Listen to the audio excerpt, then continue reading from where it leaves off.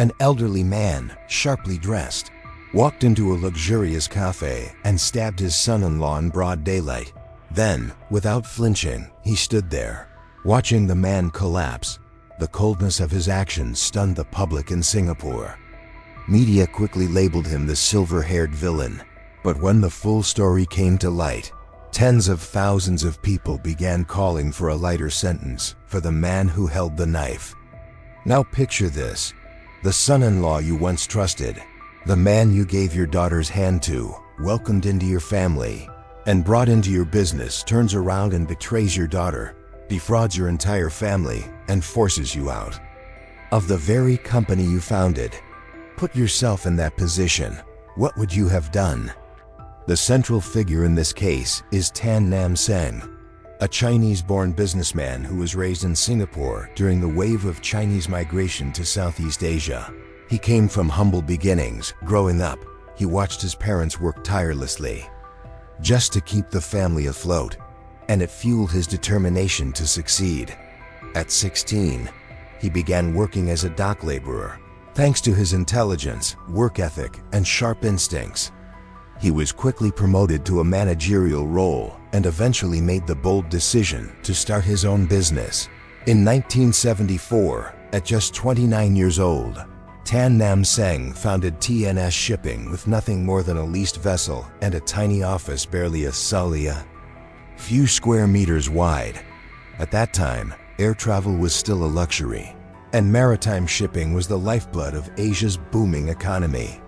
Tan seized the moment. His bold, well-timed investments paid off. Not long after, his company expanded into real estate, seaports, warehouses, and logistics. At its peak, TNS had over 3,000 employees and branches across several Southeast Asian countries. But just as his professional life reached its peak, his personal world began to unravel. His wife, the woman who had stood beside him through every hardship, passed away from cancer. Their youngest daughter was only 13. The loss hit Tan like an earthquake, shaking him to the core. Friends, business partners, even trusted employees encouraged him to remarry, but he refused every time. "I won't bring another woman into this house," he said. "I still have 3 daughters to raise." From that moment on, he became both father and mother, all while running a billion-dollar company. He made sure his daughters were well educated, sending each of them abroad to study and planning out their futures in detail. Among them, his eldest, Sharon Tan, showed the strongest instincts for business. Right after graduating from a prestigious university in the UK, she joined the company and was groomed as his successor. Sharon was smart, disciplined, and worked relentlessly to prove herself. But because of that, she had no time for romance. By the time she turned 30, she had never been in a relationship. Friends worried, and so did her father. Tan even tried introducing her to potential suitor sons of business partners, family friends, even promising young entrepreneurs, but she turned every one of them down. Then came 2003, during a round of interviews for the marketing department. Sharon Tan met a candidate who would change her life forever, Spencer Tapani, a 25-year-old man with sharp features, intense eyes, and a natural charisma that made him instantly stand out. Tall and confident, he wasn't just attractive, he was clever, very clever. Within days of joining the company, Spencer picked up on the way Sharon looked at him. He didn't back away. He didn't set boundaries. Instead, he leaned in hard. Each morning, a coffee or breakfast item would mysteriously appear on Sharon's desk. Some days, it was fresh fruit. Other days, a handwritten card. Spencer was relentless in his charm, romantic, patient, and calculated.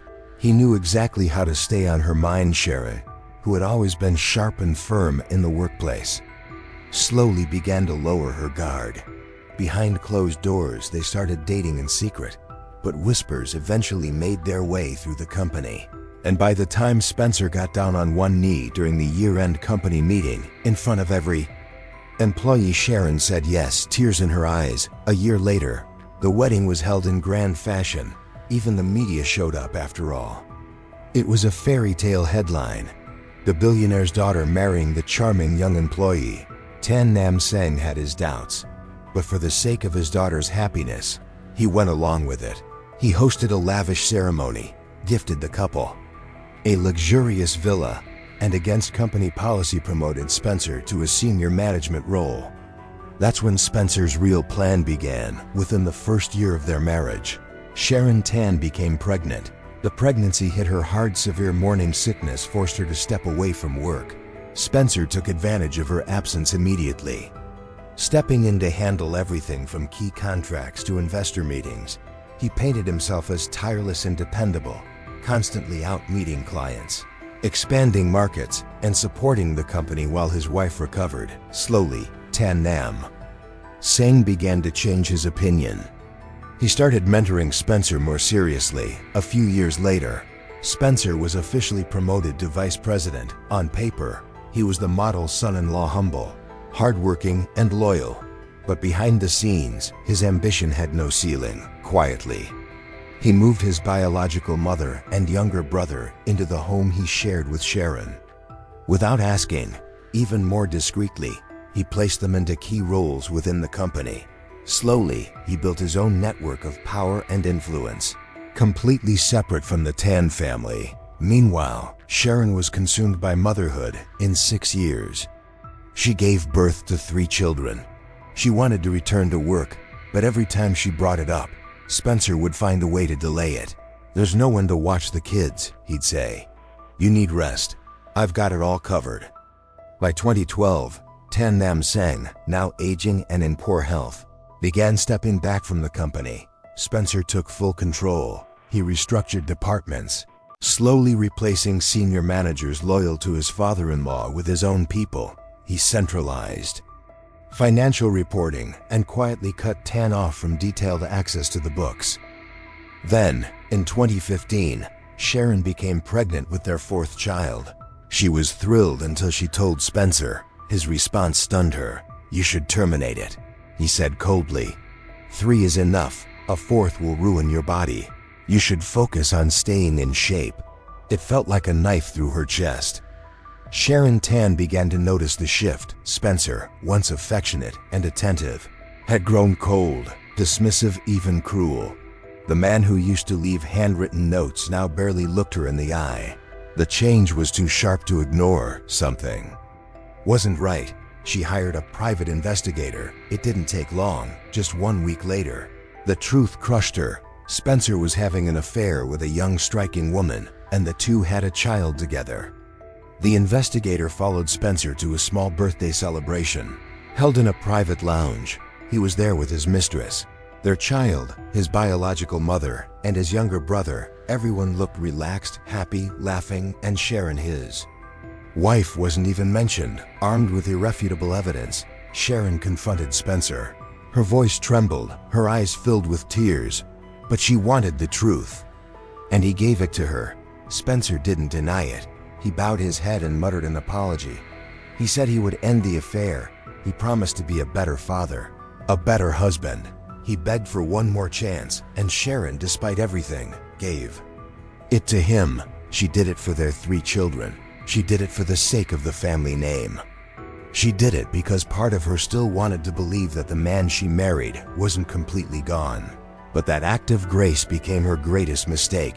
After that conversation, Spencer didn't change, he escalated. He severed ties with Sharon's family, shut her sisters out of the business, and began replacing them with his own relatives. One by one, the Tan sisters were forced out of their leadership roles, and Tan Nam Seng. By the time he found out, it was too late. The company still bore his name, but all the power now belonged to Spencer. But worse was still to come. Amidst a global economic downturn, Spencer approached the family with a proposal: sell off the family's remaining shares to save the company. Tan Nam Seng immediately resisted. This was his legacy. He had built this empire from the ground up, but the financial pressure was mounting, and Spencer was relentless. Eventually, Tan gave in on one condition. Spencer had to pay the agreed upon price in full. A formal agreement was signed. The value was negotiated. Spencer handed over a partial payment of 450,000 Singapore dollars, promising the rest would follow in due time. It never did. The rest of the money never arrived. The promises vanished, no explanations, no accountability, just silence. With that move, Spencer became the majority shareholder and the official CEO of the company. The Tan family founders, builders, visionaries were reduced to shadows in their own creation. That's when people finally began to see who Spencer really was. He moved his mistress into the luxury villa Tan Nam Seng had gifted to him and Sharon as a wedding present. Their child born from the affair was now enrolled in an elite international school. Spencer's biological mother and younger brother were flown to Thailand and Malaysia to purchase homes paid for entirely through company accounts. Sharon Tan broke. She filed for divorce. Spencer retaliated viciously. He refused to agree to the separation. Then he went further. He hired someone to secretly film Sharon during one of her emotional outbursts. The footage was carefully edited to make her appear mentally unstable, and Spencer submitted it as part of his custody case. He demanded full custody of all 3 children, every single one. Then he sued her. He claimed that since he was the one who saved the company during its financial crisis, the majority of the family assets should belong to him. Sharon, he argued, had merely been a housewife staying home with the kids while he ran the business. It was a psychological war, and he played dirty. The divorce battle dragged on, ugly, bitter, and public. Sharon Tan was fading. She had stopped sleeping, lost weight drastically, and her once bright energy had collapsed into silence. Meanwhile, Spencer thrived. He attended parties, took weekend trips, and carried himself like a man untouched by consequence. On his private social media account, accessible only to his closest friends, he even posted mocking captions aimed at Sharon. Subtle jabs, cruel jokes, pictures that twisted the knife just a little deeper. But the moment everything cracked came in mid-July 2017. Tan Nam Seng was sitting alone in his home office when he received a phone call from his second daughter. Her voice was shaking, barely audible through her sobs. "Dad, I've been fired. Spencer kicked me out because I defended Sharon. He had his assistant make up a story, said I insulted him, and now I'm gone." Tan sat frozen. He didn't speak for hours. From founder to outcast, the company he had built with his own hands was now under the control of a man who betrayed his daughter, humiliated his family, and erased his legacy. One daughter fired, another publicly destroyed, and Sharon, the daughter he loved most, had been betrayed, dragged through court, stripped of custody, and ridiculed. Online, something inside him broke. On May 10, 2017, at exactly 1:22 p.m., Tan Nam Seng, now in his early 70s, took a kitchen knife, got into his car, and drove to the cafe where Spencer was meeting clients. No one saw it coming. The quiet, soft-spoken old man walked straight into the cafe, pulled the knife from his jacket, and shouted in Hokkien, "You've gone too far." Then, without hesitation, he stabbed Spencer once in the chest. Spencer screamed and fled, bleeding heavily, out onto the street.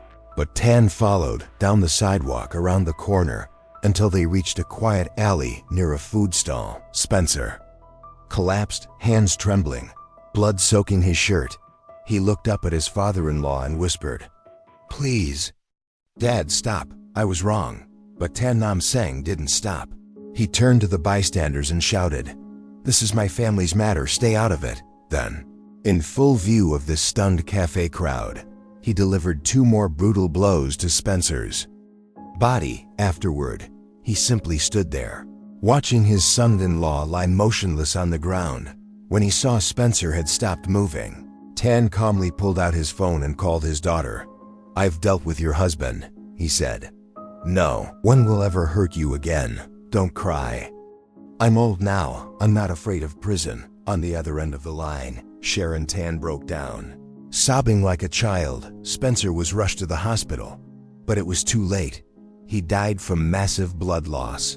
Tan Nam Seng was arrested on the Fa spot. Singapore was shaken to its core. Social media exploded. At first, public opinion condemned him as a cold-blooded killer, no better than an organized criminal. But as the full story emerged, how Spencer had manipulated his way into the family, betrayed his wife, stolen the company, humiliated the daughters, and dismantled everything Tan had built, public perception began to shift. Nearly 30,000 people signed a petition asking for leniency. One person wrote, "He's a father. If I were him, I might have done the same." Another commented, "The law is the law, but justice has a soul." He suffered too much. While awaiting trial, Tan was diagnosed with severe depression. Medical evaluations revealed he had once considered ending his own life.